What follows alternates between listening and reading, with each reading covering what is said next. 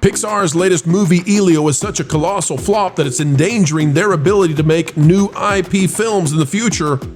And the next movie they have coming out is about a girl who transforms into a beaver. Let's talk about that.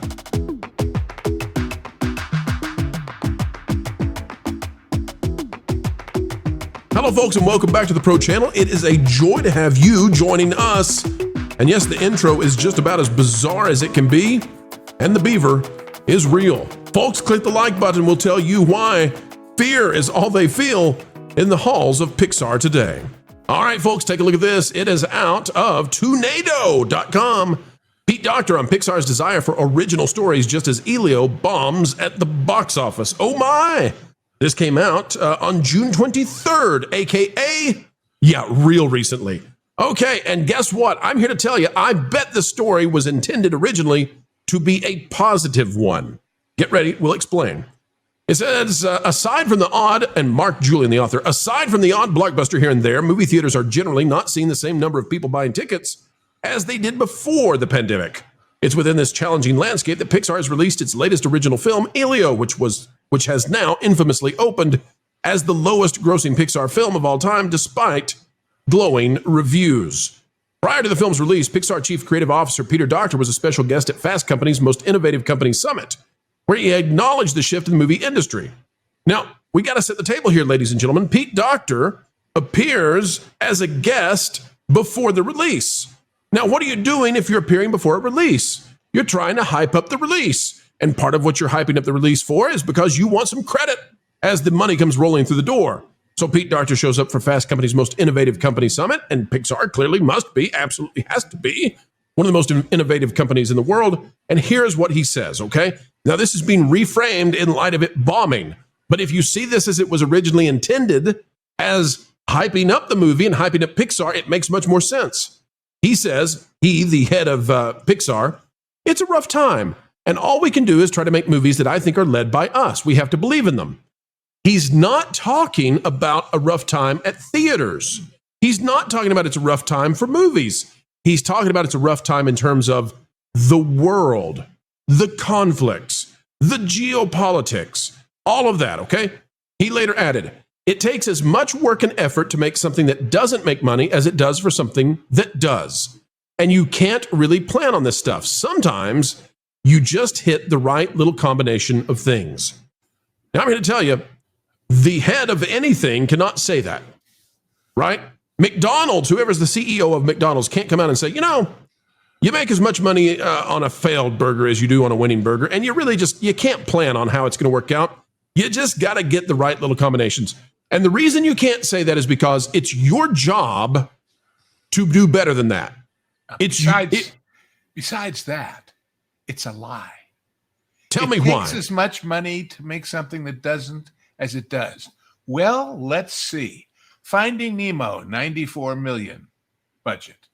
Finding Dory, I don't see any $300 million movies here that made money. And he's saying this one, we just spent what we spent and we didn't know if it was going to make money or not.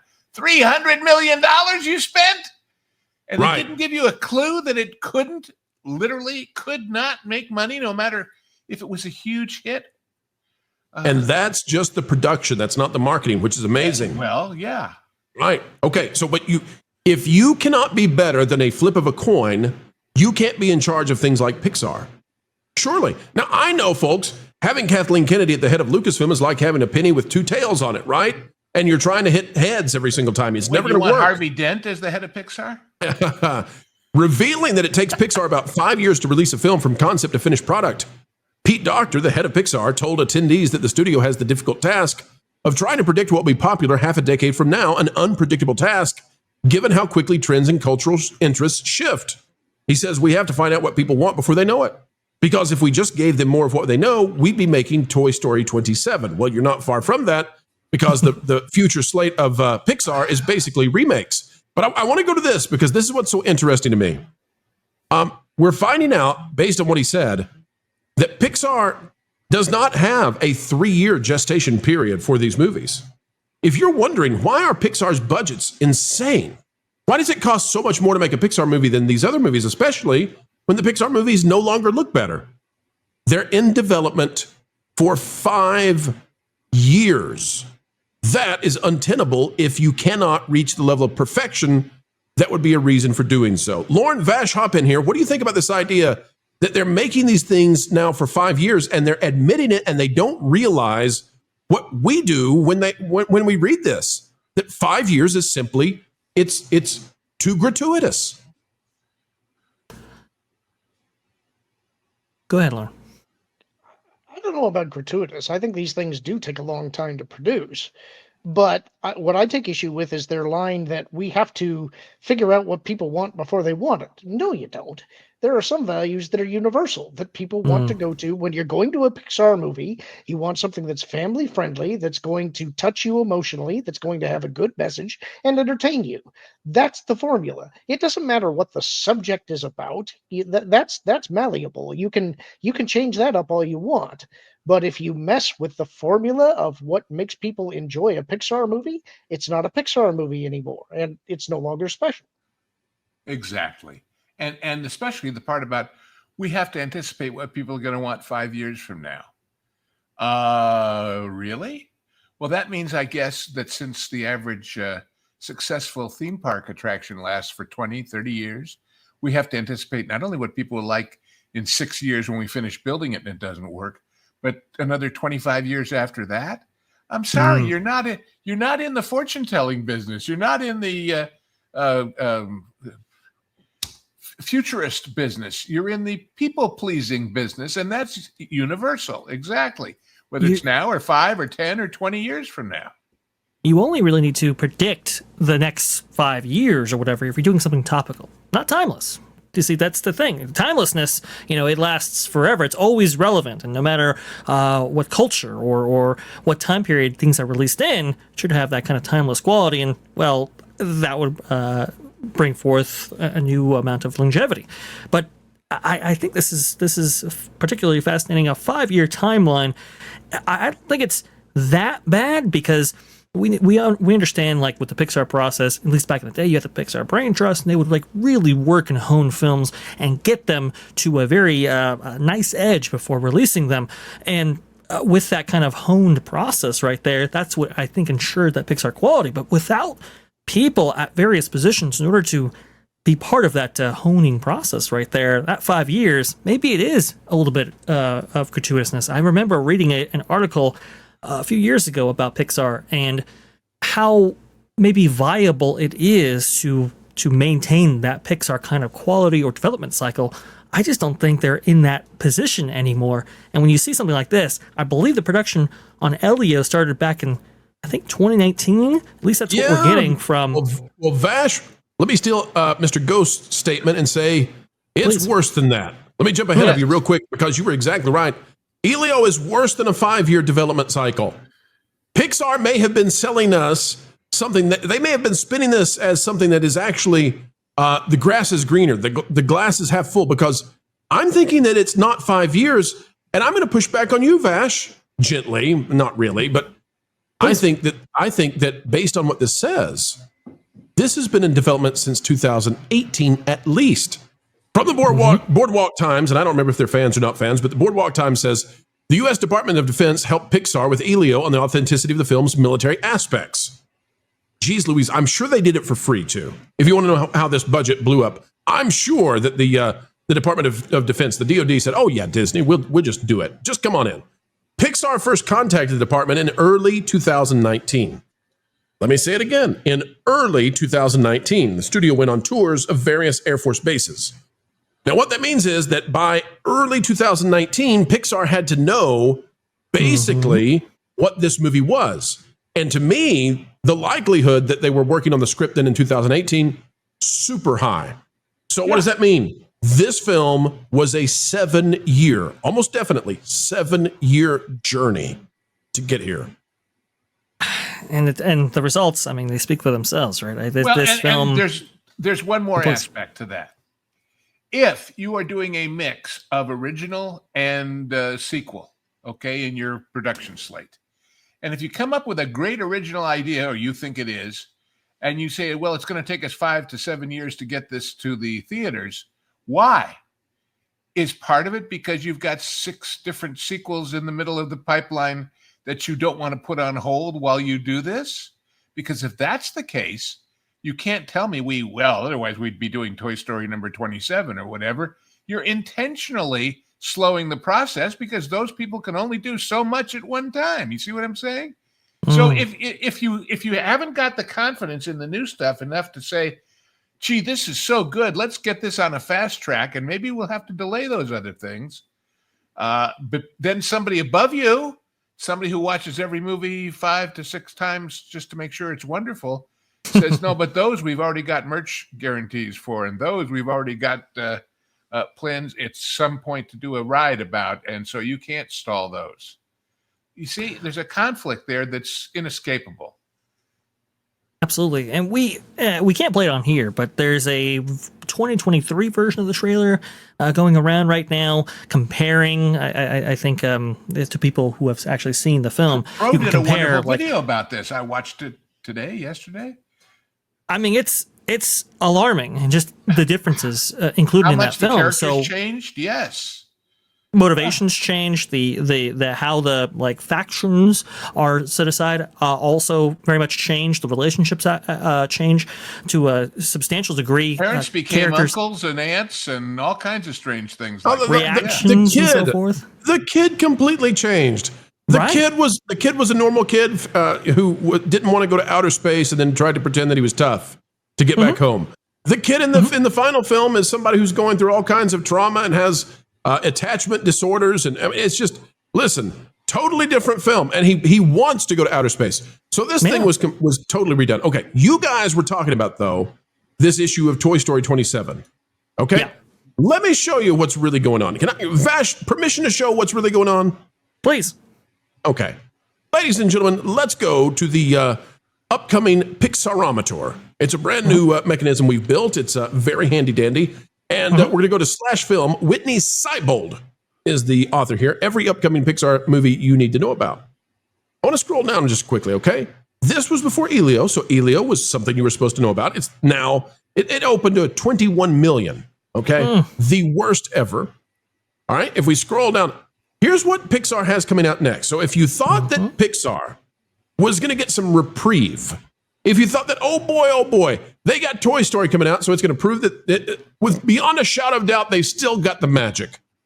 Woody is not on the way, but a deranged beaver is coming to play with Pixar. Hoppers, March 6th. Now, Lauren, can we send you to Hoppers, please? Will you go watch the deranged cartoon beaver? I actually don't know anything about this. Why is it called Hoppers? Well, you see, we don't know. But Lauren, it's a movie about a young woman or girl who transforms into a beaver. I believe it's hops inside the body of a beaver. That's why it's called Hoppers. Anybody else, when they hear Hopper, think of frogs, not beavers? I just want to zoom in on Lauren's face just for a minute. Lauren, it's about a woman. Vash has educated me now. It's about a woman. Okay. I'm restraining myself. Yeah. Okay. Just... Go ahead, Lauren. Your thoughts on the beaver? Not going there. Nope. Leave it alone. Leave it alone. We heard there was also an ecological or environmentalist messages in there as well that has been asked to be removed by Pixar Brass, and who knows if that's actually going to work out, because apparently the creators of this film said that maybe that was inseparable, but we'll see. Lauren, let me see if I can explain this. I don't feel like I did a good enough job earlier. Lauren, in this picture, you're going to see on the left side, there's a female. Now, we don't know the female, the character, the age, nothing like that. So, but it's a female with a little headset on, and she has transported her mind. It has hopped into a beaver. I got it. Got it. Okay. Just when Arnold did it, he would have said, "Get your beaver to Mars." With that headset, looks very familiar to me somehow, doesn't it? Finally, we get to Toy Story 5. Okay, that's going to be next year. We know that'll do fine because it's an existing IP. It's going to do good. It's going to. Toy Story 5 could be 90 minutes of, I don't know, just random pictures of Mattel products. It'd probably make $500 million. Is that an admission by Pete Docter, by the way? I mean, he brings up the Toy Story 27 in the context of, like, if we can't relate to the audience, we're stuck doing these sequels. Isn't that kind of an insult to the people actually doing Toy Story 5 and the mission that, well, you're only doing Toy Story 5 because, well, your original products can't resonate with the audience? 2029, they're remaking the last thing that Lasseter did. They're going to do a sequel to Coco. That was the last thing Lasseter did. Notice we're not getting any sequels to stuff post-Lasseter. Incredibles 3, that's on the way. And then I'll tell you this, there's a film called Gatto, okay? Gatto is the other thing we know about. I got to say, guys, here's what I think. I think at this point that any film, excluding The Beaver, because The Beaver's coming out in the spring, right? Which is when beavers come out, by the way.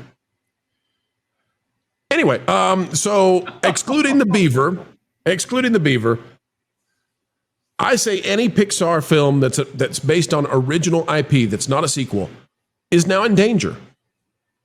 Just based on how badly the last few Pixar films have done. Elemental wasn't good.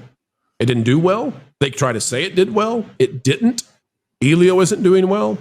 We're seeing this over and over again. In other words, Ward, Strange World, you're worried about the Beaver. Yeah. Oh, yeah. I'm very worried. So, guys, I got to say, I think Pixar is in trouble, and I think they're going to have to get away from originals. What say you?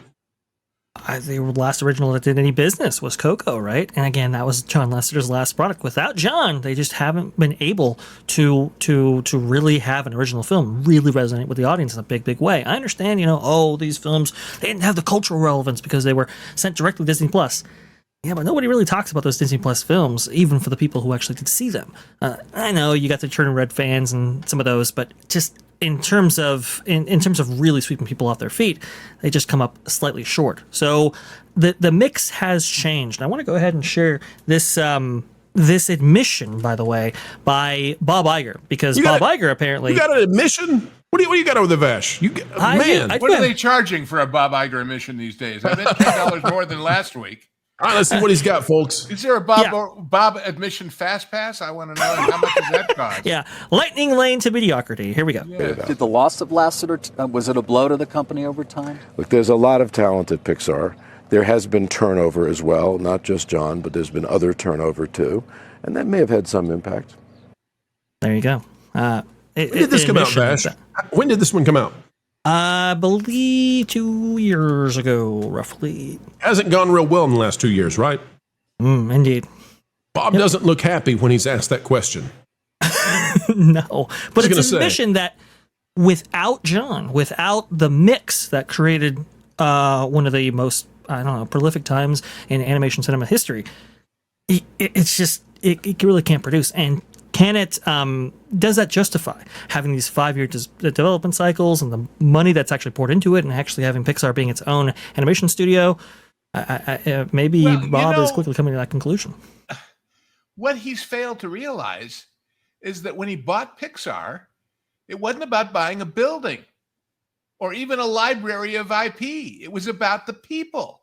And if you buy the company and you tell the people, the great line, once upon a time when the DGA was on strike for 30 minutes, and it literally was 30 minutes, Lionel Chetwynd, great writer, wrote for the president at that time, a great line. He said, what these big industrial companies who were then buying studios left and right, like Coca-Cola and the Japanese companies, he said, what they don't understand about movie studios is it's the only big industrial business where the capital equipment goes home every night.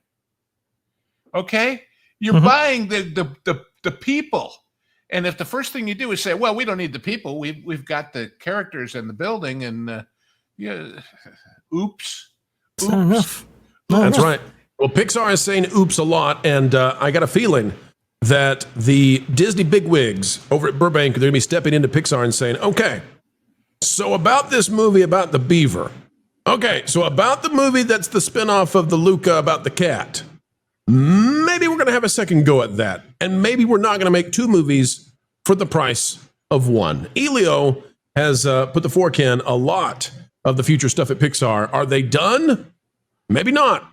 But maybe they're now a sequel assembly line. And folks, we have come to the end yet again. Another video of excellence in the can. What a joy it has been to share time with you. We hope you enjoyed it as well. If so, consider clicking that like button. Share, subscribe, click it, stick it to the algorithms. It is the notification bell.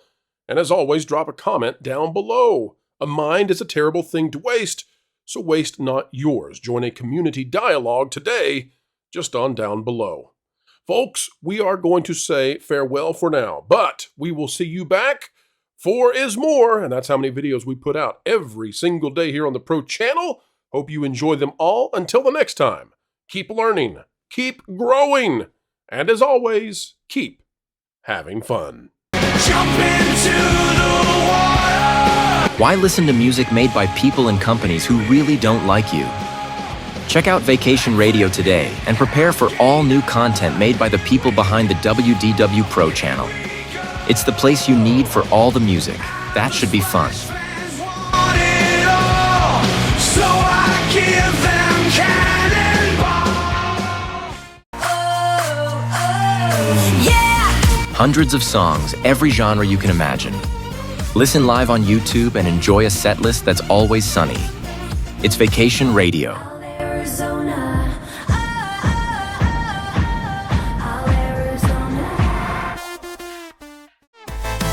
Pineapple pizza, Hawaiian ice freeze, yeah. Can't wait to be up. 3 days of you and me. What are you waiting for? Every WDW Pro video has a link to Vacation Radio in the video description. Try it out and subscribe today.